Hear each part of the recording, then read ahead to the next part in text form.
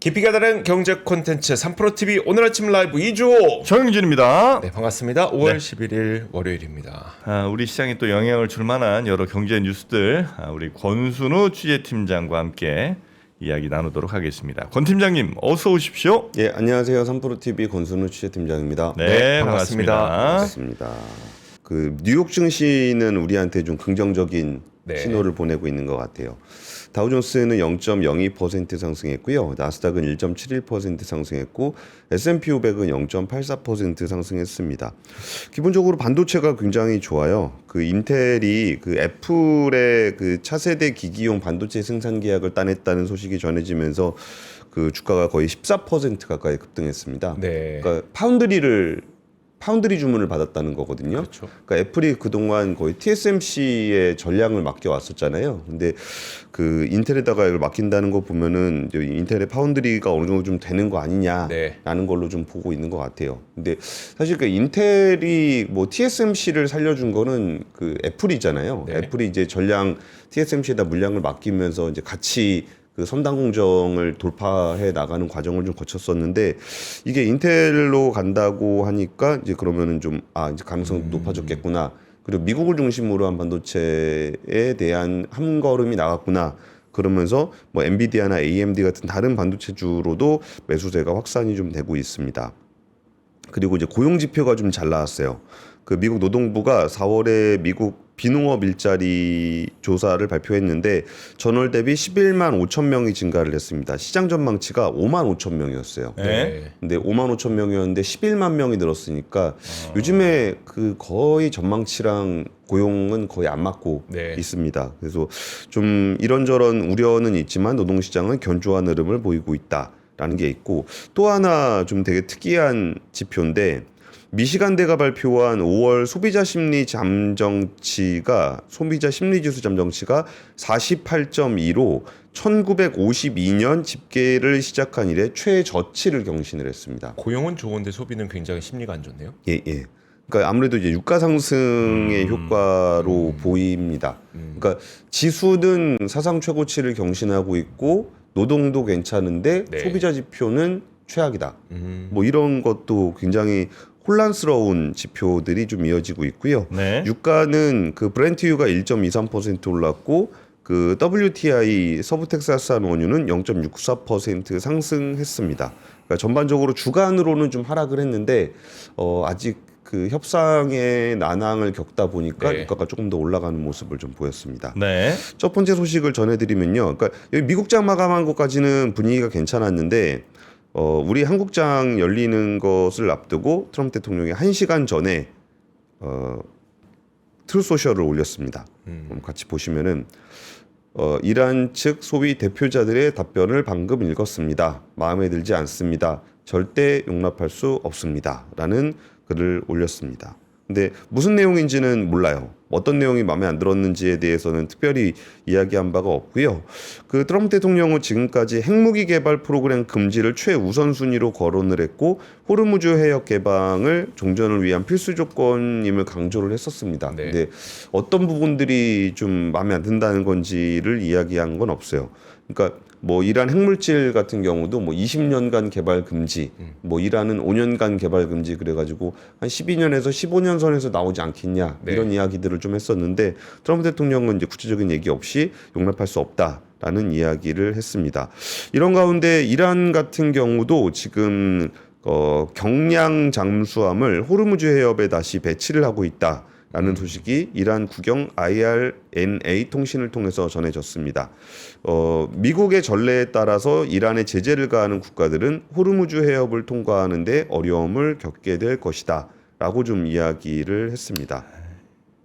좀 이게 뭐 결국은 호르무즈 해협의 긴장감은 계속적으로 높아진 상황입니다. 네. 물론 그 카타르 LNG가 하나 나왔다라는 뉴스도 있었습니다. 네. 파키스탄 가는 그 가스라 그러는데, 그러니까 거기가 지금 뭐 되게 복잡한 것 같아요. 뭔가 나갈 수 있는 데도 있고 못 가는 데도 있고 뭐 그래서 굉장히 복잡한 상황이고 이번 주가 좀 굉장히 복잡한 변수들이 많을 것 같은데 14일에 트럼프 대통령과 시진핑 주석이 정상회담을 합니다. 네. 그러면서 에나 켈리 백악관 부대변인이 그 브리핑을 통해서 14일에서 15일 이틀간 6개 행사를 통해서 두 정상이 대면하게 된다라는 이야기를 좀 했고요.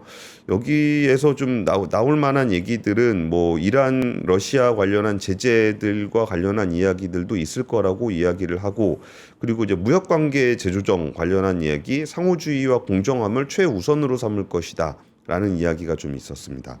그리고 이제 우리나라랑 관련된 얘기로는요, HMM의 그 나무호가 네. 드론 2기에 의해서 공격을 당했다라는 정부 조사 결과가 발표가 됐습니다. 네. 그러니까 네. 예, 드론으로 확정이에요? 그쵸? 비행체인데 네. 뭐 헬기나 미사일이 온 건 아니니까 드론으로 유력하게 보고 있습니다. 그래요. 예, 예. 그러니까 뭐라 그래야 되나요? 여기 뭐 미상의 비행체라고 네네. 얘기를 했는데 저는 당연히 드론으로 해서 그랬거든요. 그런가요? 네.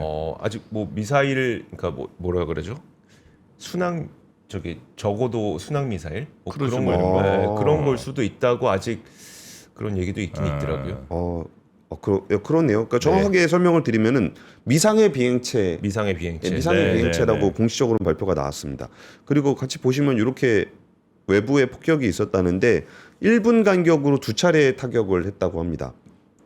그러니까 저도 그 HMM 쪽에 취재를 해보니까 네. 초기의 발표가 외부에 충격이 있었고 그다음에 선내에 화재가 발생을 했었다 뭐 이렇게 얘기를 했는데, 첫 번째 타격으로 일단 좀 이게 뚫렸고 두 번째 타격으로 이렇게 화염과 연기가 발생했다. 요게 지금 공식적인 이야기입니다.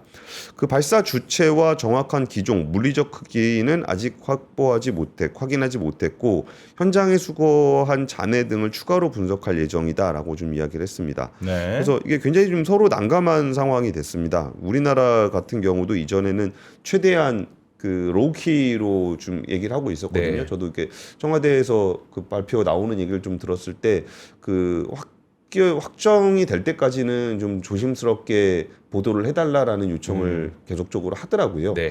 이게 아무래도 우리가 이제 이란으로부터 공격을 받았으면 이게 또 이란 쪽에다가 뭔가를 해야 되잖아요. 그래서 일단 어제 이란 대사를 초치를 해서 사건 경위를 조사를 했습니다. 근데 이란 대사 같은 경우는 이전에 얘기할 때 자기들이 안 했다 그랬거든요. 네. 그러니까 이란 대사관 측면에서는 자기네들이 공격하지 않았다라고 좀 이야기를 했었는데, 그 전에도 뭐 이해협을 지나는 그 상선들을 이란이 계속적으로 공격을 해왔기 때문에 그 미국이 굳이 지나가는 배를 공격하지는 않잖아요. 이란 배를 공격하면 공격하지. 네. 그럼 여기서 뭐 딴 나라가 상선을 공격했다는 얘기는 없으니까 이란이 공격했을 가능성이 꽤 높은 걸로 해석하는 게 현재로서는 맞는 것 같습니다. 네. 근데 지난번에 한번 제가 이 상황을 조금 정리를 해드리면서 이 단계가 있다라고 말씀을 드렸었는데, 첫 번째 단계는 이제 외부의 공격에 의한 것이냐. 네. 이게 이제 첫 번째 중요한 사항이고, 그럼 여기서 외부의 충격에 의한 거다라는 건 이번에 확인이 됐잖아요. 네. 그러면 이제 일단 이란일 가능성이 높으니까 이란일 가능성에서 일부러 그런 것이냐 실수로 그런 것이냐 이것도 네. 되게 중요한 포인트. 실수는 아니죠. 실수일 가능성이 있나? 5인 사격이 있어요. 5인. 미국 밴 줄 알고? 그러니까 어디 밴지 모르고 지나가는 거 공격했다. 뭐 이 가능성을 처음에 얘기를 했었습니다. 네. 그러니까 거기 지나가는데 이게 뭐 파나마 국적 손상가 뭐 그럴 거예요. 그래가지고 그게 어느 나라 밴지 몰랐다. 그러니까 이게 우리가 이제 미국이 원하는 대로 이란에 끌려가는 상황 때문에 되게 조심스럽게 분석을 하는 거예요. 네. 네, 네. 그러니까 그렇겠죠. 예, 그런 게 아니라면은 뭐 우리가 일단 승질부터 내고 시작할 수 있죠. 네. 우리나라 배가 공격을 받았으니까. 근데 이거를 좀 단계별로 좀 조심스럽게 접근하는 이유가 이제 미국이 이게 뭐 빨리 군대 파견해라라는 것을 우리가 따라가야 되느냐라는 네. 고민이 있기 때문에 신중하게 판단을 하는 거고, 이 부분에 대해서 좀 이제 이란 쪽의 입장도 좀 나와야 될 것 같습니다. 네. 근데 이제 제가 이제 실수일 가능성이 없다고 얘기했던 거는 네. 이제 같은 데를 2번 때렸다는 거 아니에요? 예, 예. 1분 간격으로. 네, 예, 예. 1분 간격으로 날아서 만약에 그냥 실수로 5인 사격 같은 경우면 여기 맞고 저기 맞고 했겠지. 정확하게 그 한 곳을 2번 때리진 못할 거 아니에요. 1분 간격으로 날아왔는데. 그러니까 그래서 노리고 정확하게 표적을 삼아서 온 건 맞는 것 같고, 예, 예. 다만 그럼 이제 그 5인 가능성이 있겠죠. 이 배가 뭐 미국 군함인 미국 배인 줄 알고 네네. 때렸다. 뭐 이 가능성 정도는 있을 수 있는데 그럴까 싶기는 하네요. 여튼 그런 오인에 대한 가능성 여러 가능성들은 일단은 열어놓고 조심스럽게 접근하는 게 맞는 것 같기는 한데 이제는 또 어느 정도는 이란 쪽에서 성명 발표를 해야 될 타이밍인 것 같긴 합니다. 네. 그래서 이란 쪽에서 했던 얘기 중에 이게 그 국민의힘 김석기 의원이 이란 의회의 아지지 위원장하고 통화를 하면서 했던 얘기가 이란군이 공격을 하지 않았다라고 이야기를 하면서 만약 이란이 한국 선박을 표적을 삼아서 공격을 했다 그러면은 정부나 군에서 했을 거라고 얘기를 하는 거예요. 이제 공격을 했을 때는 그러니까 우리나라 벤지 알고 공격을 하면은 이유가 있을 거 아니에요. 그러면 이거를 뭐 공격을 해서 뭐 미국의 뭐 경제 제재를 돕지 마라. 뭐 이런 식의 메시지를 낼 수도 있잖아요. 네. 그래서 그런 얘기들이 좀 있기 때문에 이제는 이거는 더 이상 뭐 외부 공격이 아니라고 얘기할 수는 없는 상황이니까 이란 쪽에서 답변을 해야 되는 그 타이밍인 것 같습니다. 네. 자, 여튼 이 문제는 상당히 우리 정부도 좀 조심하는 것 같기는 하고요. 조심해서 다뤄야 될 필요가 분명히 있는 사안인 것 같기는 합니다만. 예, 근데 정 프로맨님 말씀 그 실수라는 표현에 그 거기가 저랑 포인트가 그렇죠. 좀 예, 달랐다고 실수의 해야 차원이 돼. 좀 다른 실수인 거죠. 예. 실수로 아유 내 여기다 쐈는데 여기가 맞았네 뭐 이런 문제는 그건 아닌 아니고 거고. 그렇죠, 네. 예. 맞추긴 맞췄는데 그게 한국배라는 걸 인식하고 쐈냐 그렇죠. 네. 아니면은 이게 이거 한국배인지 모르고 쐈냐 뭐 이런 정도일 것 같습니다. 네. 근데 그거는 목적에 따른 거기 때문에 이란 쪽에서 밝혀야 될 문제인 것 같습니다. 네. 자, 그러면 두 번째 뉴스로 한번 넘어가 볼까요? 예, 그 메모리 반도체가 부족하다라는 거는 뭐 어제 오늘 얘기도 아니고 내일 모레도 아니고 모레 문제도 아니고 내년 문제, 내후년 문제, 내후후년 문제가 될 수가 있잖아요. 네. 그러니까 지금 이제 외신에서 나왔던 보도인데 글로벌 빅테크들이 하이닉스한테 장비 사줄 테니까 메모리 좀 만들어주면 안 되냐. 공장은 우리가 지어줄 게입니까? 예, 예. 고객들이. 그러니까 공장 짓는 것도 뭐 삼성, 그러니까 하이닉스가 짓긴 지어야 되는데 네네. 돈은 내주겠다. 네. 그러니까 장비도 사주고 공장도 지어줄 테니까 메모리 반도체 좀 만들어 달라라는 보도가 좀 있었습니다.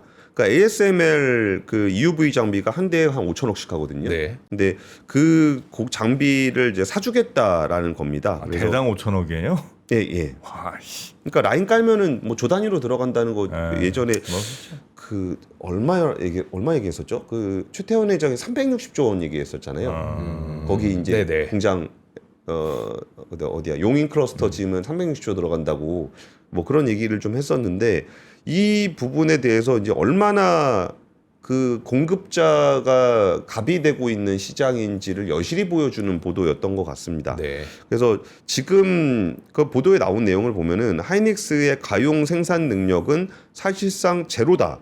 특정 고객을 위해 할당할 수 있는 여유가 전혀 없으니까 빅테크들이 돈을 줘가면서 직접 지원에 나선 것이다. 라고 좀 이야기를 하고 있습니다. 현재 지금 SK 하이닉스는 그 팹 1단계 공정을 지금 짓고 있는 상황이거든요.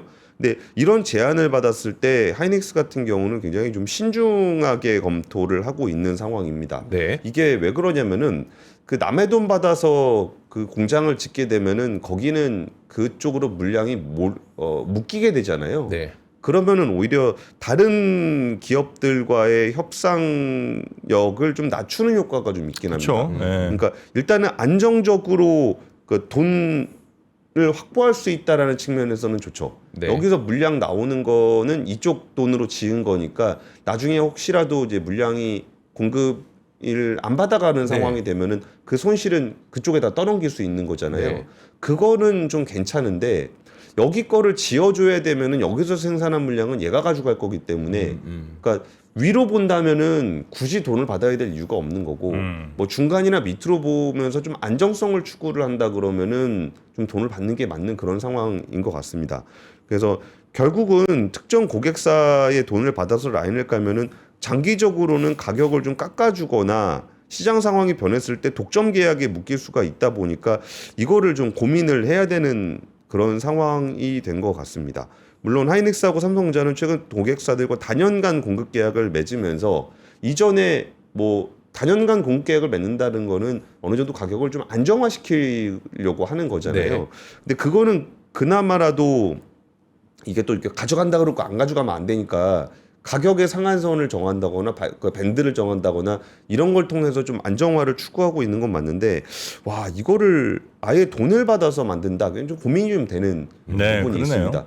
예전에 디스플레이 쪽에서도 네. OLED 관련한 거를 이제 애플한테 그 수주를 받을 때 그때 애플이 좀 라인을 깔아줬었거든요. 네. 근데 그러면서 좀 중장기적으로 보니까 OLED 같은 경우도 좀 애플에 종속되는 모습을 좀 나타낸 적이 좀 있었습니다.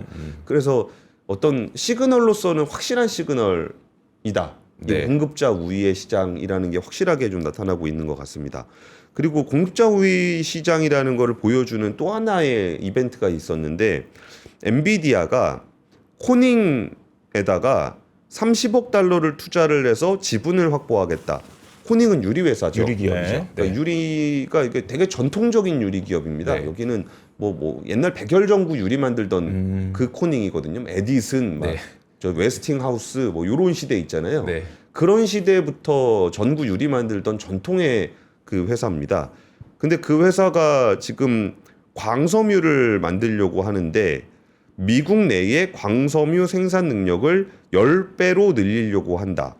이 보수적인 유리 회사가 네. 10배로 늘린다라는 얘기는 엔비디아가 다 사가겠다라는 얘기로 해석을 해도 무방할 것 같습니다. 네. 그러니까 다 사간다라는 그러니까 바인딩된 조건이 없으면 굳이 그렇게 광섬유를 많이 만들어야 될 이유는 없거든요. 네.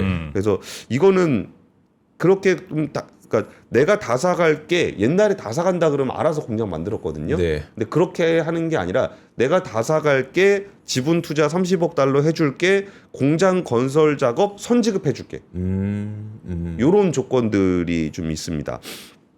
그래서 그 웍스 코닝 CEO는 엔비디아는 공장을 건설하는데 필요한 자본을 직접적으로 수십억 달러를 투자를 하고 있다. 네. 그리고 거기에 또 선지급이 또 있다라고 좀 이야기를 하고 있는 겁니다. 그래서 광학 연결 장치 생산 능력을 10배로 늘리고 광섬유 생산 능력도 50% 확보하고 노스캐롤라이나 주와 텍사스 주의 첨단 제조 시설을 3곳 신설하기로 했다.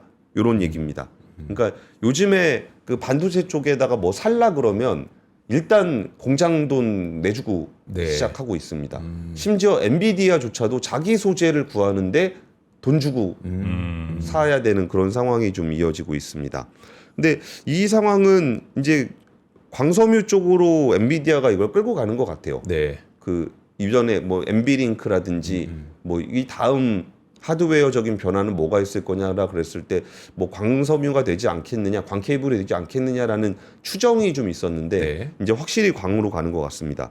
그러면은 이제 우리나라 소재 업체들도 여기서 지금 캐펙스 증설을 어마어마하게 하고 있는데 그 두산전자가 동박 적층판 만든다는 얘기 이전에 좀 드렸었잖아요. 네. 올해 2,400억 투자해가지고 지난해 900억보다 2.8배 늘어난 규모의 투자를 좀 하고 있습니다. 그 동박 적층판이라는 거는 거기에 그 유리 섬유하고 그 동박하고 네. 플라스틱 수지 요거 해가지고 연결하는 그 기판 만들 때 쓰는 거거든요. 네. 근데 붙여야 돼요? 예, 기판은 그 속에 이제 하는 거는 롯데에너지 머티리얼즈가 네, 하고 그 동박 받아가지고 두산이 이걸 만들고 동박 적층판을 납품하면 이수페타시스가 네. 기판을 만드는 구조인데 이게 지금 2.8배를 1년 만에 늘린다라는 겁니다. 그리고 지금 가동률은 100%가 넘고요. 국내 공장은 중국 공장도 90% 가동을 유지하고 있는데 최근 태국에 신규 동박 적층판 생산 거점을 추가하기로 했다. 투자 규모는 1,800억 원으로 2028년 하반기 양산이 목표다. 초기 2개 생산 라인 구축하고 최대 8개까지 늘리려고 한다. 요게 지금 두산 상황입니다. 네. 그리고 두산이 되게 재밌는 게 SK 실트론을 인수를 하는 본계약 체결을 좀 추진하고 있거든요. 네. 근데 이거는 제가 이 D라는 분한테 좀 얘기를 들었었어요. 그 SK 실트론을 두산이 인수한다라는 게 어떤 의미를 가지냐라고 좀 얘기를 들어보니까 SK 실트론이 원래 LG 실트론이었잖아요. 네. 그게 SK 실트론이 되면서 하이닉스에다가 웨이퍼를 납품하는 그런 구도를 가지고 있었습니다. 근데 SK 그룹의 계열사기 때문에 삼성은 다른 데서 납품을 받았었어요. 네. 근데 이거를 매각을 하면서 야 인제 SK그룹이 아니니까 아, 그러면 삼성에도 납품할 수 있는 룸이 생기는 것이다 네. 라는 얘기를 이거 딜 하시는 분한테 좀 얘기를 들었거든요. 그러면은 이제 두산 같은 경우는 아까 그 적층판을 가지게 되고 웨이퍼 갖게 되고 그리고 후공정 테스트 두산 테스나를 가오르는 반도체 전후 공정 밸류 체인을 좀 더 네. 확보하게 되는 그런 구도를 가지게 됩니다. 그리고 롯데에너지 머티리얼즈 같은 경우는 회로박 생산 능력이 지난해 1,400톤 정도였는데 네. 이거를 6,800톤으로 1.8배를 올해 확대를 하기로 다시 했거든요. 화면 좀 올려주세요. 그거 같이 보면서 얘기하는 게 나을 것 같아요. 그러니까 회로박 능력이 지금은 1,400톤인데 올해 6,700톤으로 늘리고 내년에는 16,000톤으로 늘리게 됩니다. 10배 늘린다는 거예요? 10배를 늘린다는 2년 만에. 겁니다. 예, 예. 여기가 이제 회로박 얘기를 하고 있는 거거든요. 네. 근데 국내 공장은 원래 동박 공장이 전지박입니다. 전지박. 네. 2만 톤짜리 전지박 공장이 있었는데 이거를 전량 그 회로박으로 바꾸겠다는 겁니다. 이거 그냥 엔비디아 쪽 들어가는 걸로 다 바꾼다는. 저 정도로 많이 필요한 모양이군요. 필요하다라는 거는 네. 두산이 사가는 겁니다. 근데 아까 두산이 증설하는 얘기를 설명을 드렸잖아요. 네. 왜 두산 얘기를 설명을 드렸던 게 두산이 증설을 하게 되면 거기에 납품하는 소재도 증설을 해야 되는 그렇죠. 겁니다. 네. 그리고 이제 두산은 이수페타시스에 납품을 하는 거고 이수페타시스는 엔비디아에 납품을 네. 하는 거고. 근데 아까 엔비디아 그 광통신 할 때 소재 없어 갖고 막 돈 주고 사는 거 보셨잖아요. 네. 그러니까 이쪽 소재 업체들도 꽤 훌륭한 가격을 받을 수 있는 거고.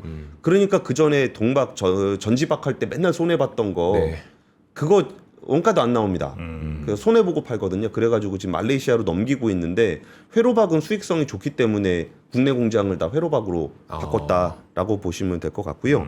그리고 SKC 같은 경우에 자회사 앱솔리스라고 유리기판 회사가 있어요. 네. 근데 그 회사도 지금 아직까지 그 양산 상용화를 하지는 못하고 있는데 그거는 아직 사는 데가 없어서 그렇습니다. 근데 AMD하고 아마존 웹 서비스가 지금 POC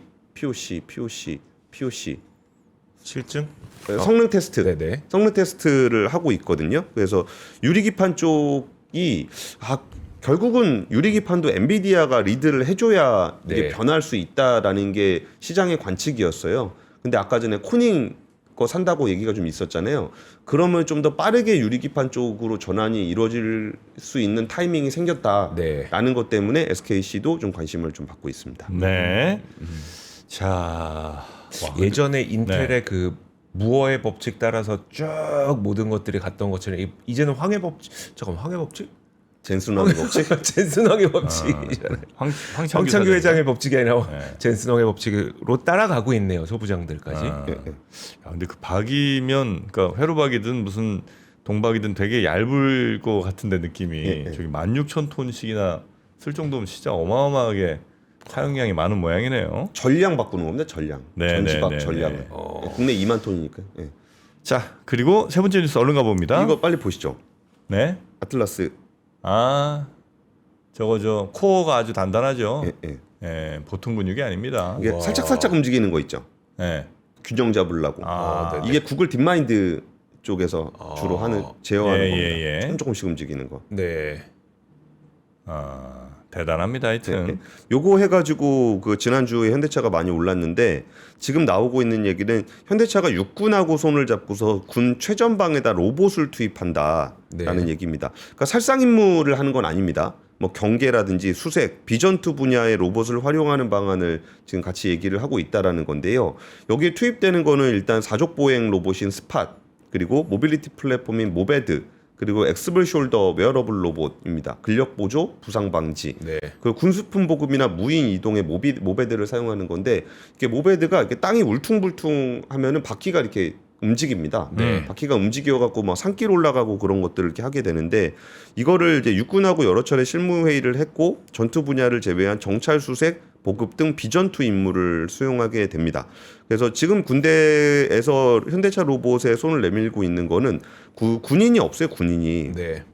2020년에 65만 명이던 상비 병력이 올해 45만 명 수준으로 줄었습니다. 거의 5, 6년 만에 지금 20만 명이 줄어든 거거든요. 네. 그러다 보니까 이제 군대에 사람이 없어서 이거를 좀 빨리 뭔가로 대체를 해야 되는 그런 상황인데 여기서 좀 제가 설명드리고 싶은 부분은 이거 다 양산하는 로봇입니다. 아까 아틀라스하고 달라요. 네. 아틀라스하고 달리 모베드하고 엑소볼 솔더 같은 경우는 이게 양산을 하는 거고 이게 새만금에서 만들어지게 될 겁니다. 네. 그러니까 현대차가 새만금에다 로봇 공장 만드는 거 있잖아요. 네. 이거 국내에서 개발한 겁니다.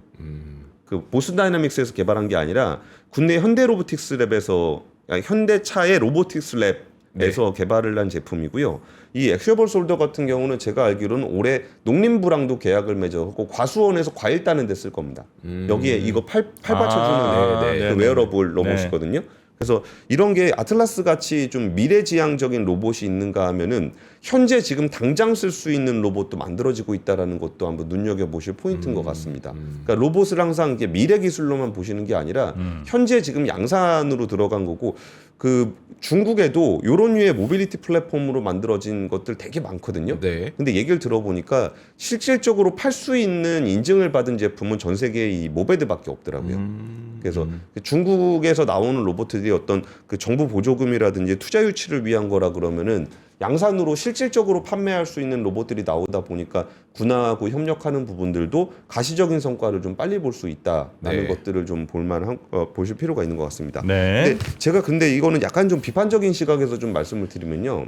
아틀라스 같은 것도 굉장히 화려하고 뭐 진짜 뭐 좋죠. 휴머노이드 뭐 해가지고 뭐 인간을 대체해갖고 다 할 수 있는 그런 로봇에 대한 비전도 굉장히 좋은데 아까 보여드렸던 것처럼 모베드나 엑셔볼 솔더 같이 당장 쓸 수 있는 로봇을 양산하는 것도 굉장히 중요한 포인트거든요. 네. 그리고 이제 아틀라스가 보선 다이나믹스는 외부 회사잖아요. 그렇죠. 네. 결국은 이거 상장하더라도 이거 뭐 투자한 회사가 돈을 벌고 정의선 회장이 돈을 벌지는 모르겠는데 현대차가 본질적인 로보틱스 능력을 늘리려면 이거 내재화를 좀 해야 됩니다. 네. 근데 이 모베드하고 엑서벌 솔더를 개발하고 현대차 내부에서 로보틱스 랩을 지금까지 끌고 왔던 현동진 상무가 퇴사를 했습니다. 그래요? 예, 그러니까 이거는 진짜 보여주기 위한 게 아니라면은 진짜 핵심 인재들이 이 회사에 남아 있느냐도 좀 봐야 되는 건데 제가 네이버의 AI를 비판했던 것도 거기에 랩스도 네이버 랩스에서 그 AI 데이터 센터의 어떤 반도체를 관리하는 이동수 박사가 퇴사를 네. 했었거든요. 네.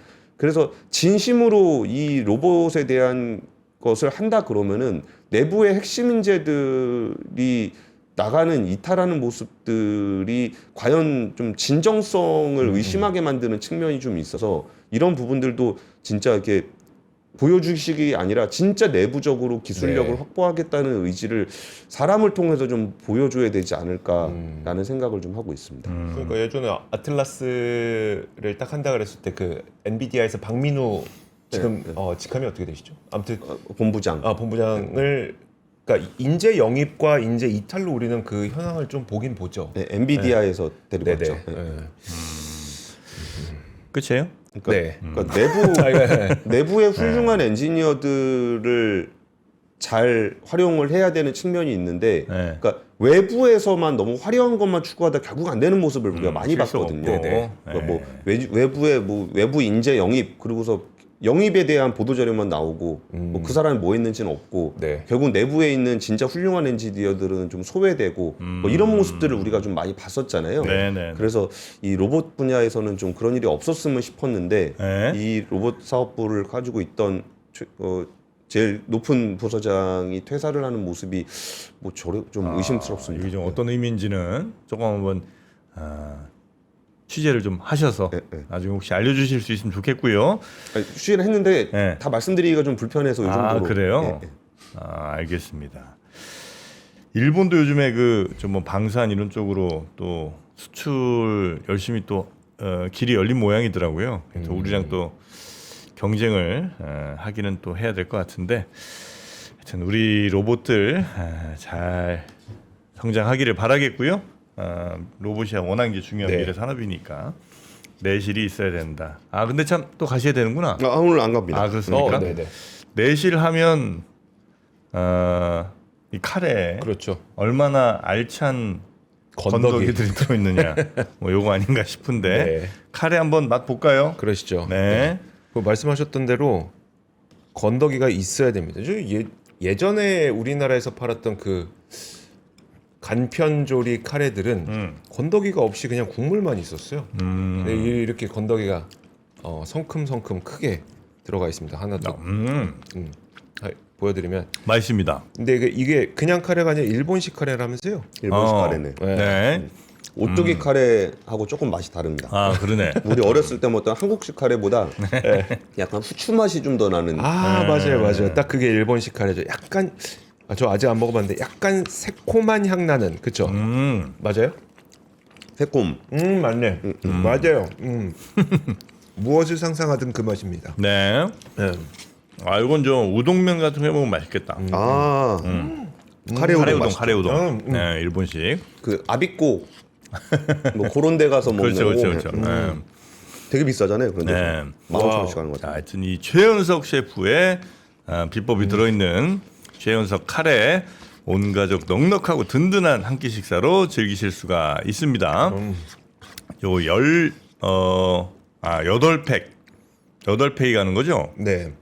아니구나. 아니 8팩 맞고 아, 맞아요? 소고기 4팩, 치킨 4팩. 한 팩당 1인분이어서 총 8인분이고 8인분 합쳐서 4만 원이 안 됩니다. 아, 그렇습니까? 그러면 8, 5, 44 5천 원이 안 되는 거죠. 1인분에 5천 원이 안 되게 구성이 되어 있어요. 1인분에 200g이라고 하는데 저는 개인적으로 많이 먹기 때문에 저는 2팩 먹을 것 같긴 두 팩 먹어야 돼.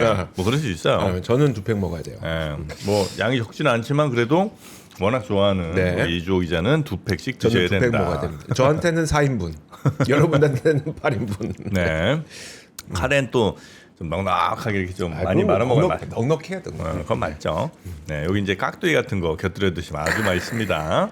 자, 최연석의 비밀 레시피가 들어있는 카레 8팩 39,000원에 요거는 주문하시면 되겠습니다. 네. 자, 그리고 이게 뭡니까? 제가 입고 네. 있는 험머 베스트와 자켓입니다. 네. 바람막이고요. 제가 입고 있는 거는 이제 베스트 조끼 형태. 지금 정프로님도 조끼 형태군요. 그렇죠. 네. 조끼 형태. 네. 근데 이제 자켓 형태도 있고. 네, 자켓 형태도 있습니다. 네. 그래서 원하시는 대로 나는 뭐 자켓이 필요하다 그러면 자켓 형태가 좋은데 저는 개인적으로 이런 거는 조끼 형태가 더 나은 것 같아요. 그래요? 팔 덥잖아. 여기 땀 나잖아요. 여기 네. 이쪽에 땀 나잖아요. 그래서 요 베스트 그러니까 조끼로 입으셔도 되고 또 자켓으로 선택하셔도 되는데 네. 요거는 비바람 같은 거를 잘 막아주는 그런 원단인 거죠? 네, 그렇죠. 네, 방수 원단. 그리고 팔이 붙으면 9,900원이 올라갑니다. 팔값. 팔까? 한 팔에 5,000원씩이에요.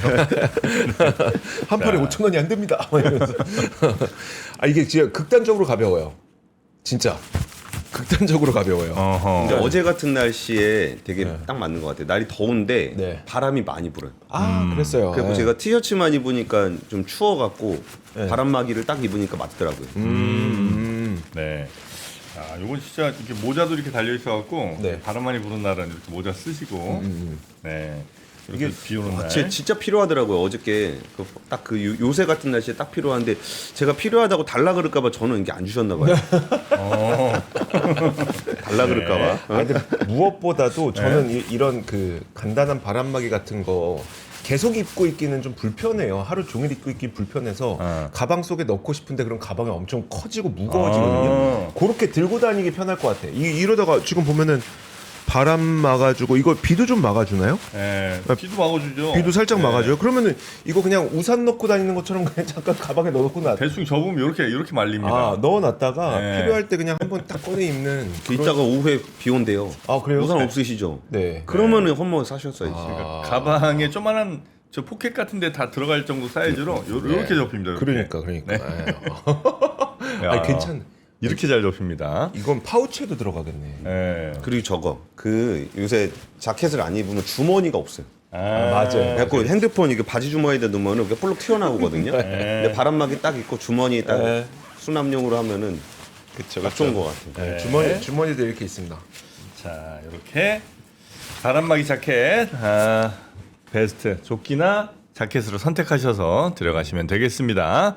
자, 그러면 오늘 우리 권순우 팀장님 요 정도로 보내드리고 또 우리 박병창 이사님 기다리시는 분들이 많으니까요. 빨리 모시고 가도록 하겠습니다. 권 팀장님 고생 많으셨고 내일 봬요. 네, 감사합니다. 고맙습니다. 네.